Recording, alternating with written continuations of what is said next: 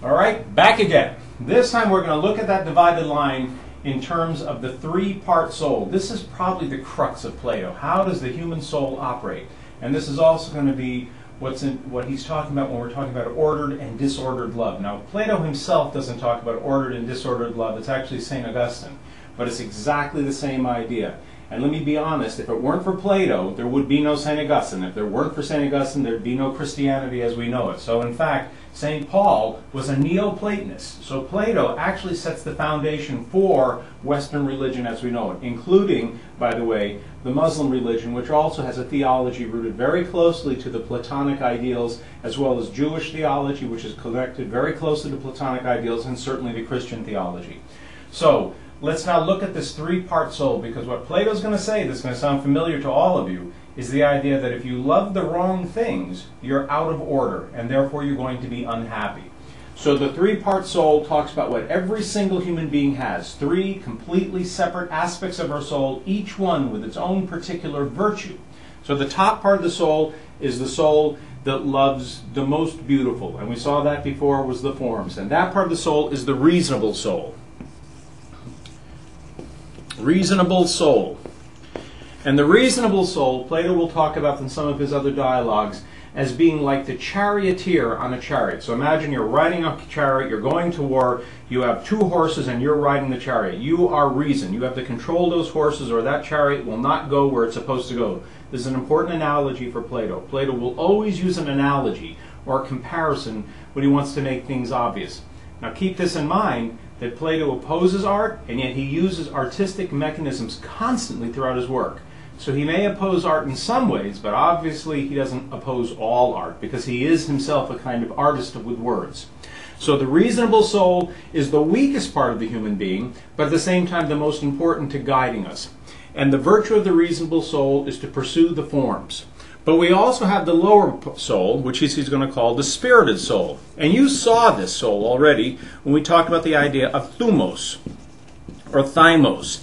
That's the soul, its entire goal is to have, he calls it spirit, or Thumos, as I said, spirit, Thumos, is the whole goal is to have dignity. This is the idea that if I am disrespected, I have to get revenge. If I want to have success, that I want to have glory, respect.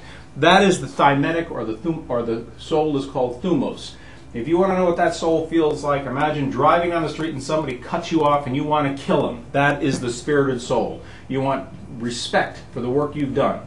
Reason would know better, hopefully, but spirit, if you let that get control, you're in trouble. And he says, whereas reasonable is the charioteer, Thumos would be the part of the soul that would be like a very, very obedient horse that's in the chariot. So leading the chariot is this beautiful horse that's obedient to reason. But there's a much stronger horse and a much stronger part of each individual. And this is called the appetitive soul, appetite.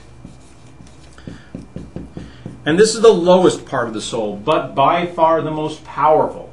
And so Plato says that the virtue of the appetitive soul is to eat, to reproduce, to do the things that are necessary for the well-being of the body. This is like the stomach, whereas the spirit is like the chest, and the reason is, of course, like the mind.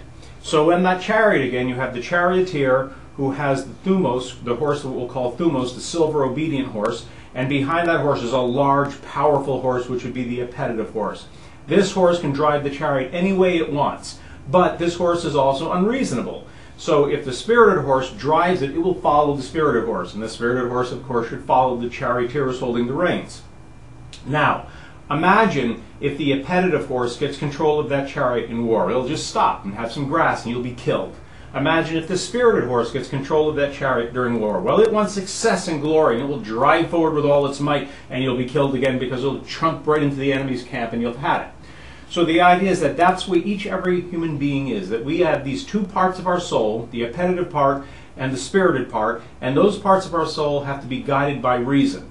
If we love well, that means we love things that are most reasonable, we also love the things that are most beautiful, because that's ultimately why people pursue the forms. Because we love what is beautiful, because what is beautiful is also what is good. Now, if you understand that and you pursue the beautiful, then you will lead a beautiful life, or at least a better life.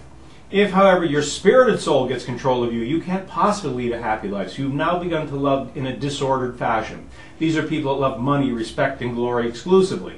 On the other hand, if you're at the lowest level where you let your body love all for you, then the only things you desire, of course, are sex and drugs and food and sloth and these sorts of things. So the idea is that the soul that should control you is reason, and your reasonable part should control your spirit, which should control your appetite. Does this sound like any psychologist that you've met? Well, of course, the answer is it does. This is the same sort of thing that Freud will talk about. Ego would be like the reasonable soul. Id, believe it or not, is more like the spirited soul, and appetite is more like the idea that he talks about. The superego is more like the spirited soul, and the id would be more like the appetitive soul. Now, it's not exactly a perfect map, and we're going to see that when we get closer to Freud. Has some pretty important distinctions between them. But still, you can see that the idea that human beings are driven by three components of their personality is something which is consistent with Western civilization from at least as long back as Plato. All right, so there's our three-part soul. I'll talk to you in a few seconds when I figure out what the next lecture will be. All right, turn this baby.